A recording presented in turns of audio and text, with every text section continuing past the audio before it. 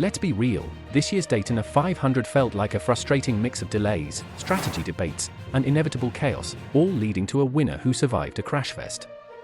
The whole NASCAR community spent Speed Weekend arguing over details that ultimately didn't matter, proving once again that super speedway racing is as much about luck as skill take practice, for example.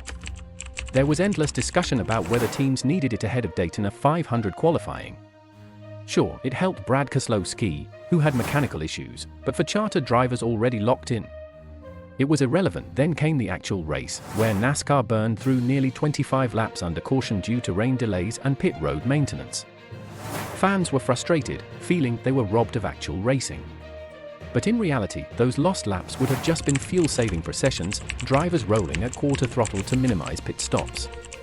And even this part of the race has been reduced to robotic efficiency, with teams using tablets to signal when to launch off pit road, and yet, none of it really mattered.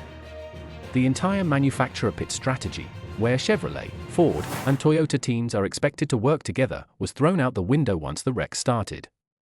Ricky Stenhouse Jr., a Chevy driver, worked with Ford's Corey LaJoie to chase down the Penske duo of Ryan Blaney and Austin Cindric. When survival takes priority, team loyalty disappears. For hours, fans complained about a lack of real racing, but when drivers finally started pushing, the event turned into a demolition derby. This has become the new norm. The current next-gen cars are too equal, making it impossible to break away from the pack. The steering box is too sensitive to contact, leading to wrecks. And drivers, who feel nearly indestructible in these cars, are throwing blocks that would have been unthinkable 15 years ago. The end result: track position meant nothing.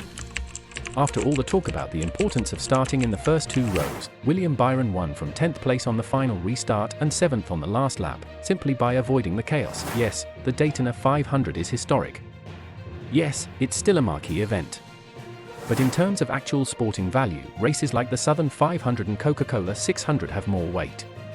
Daytona has become a crash lottery, and everyone inside the sport knows it. Something has to change, because this isn't how NASCAR's biggest race should feel.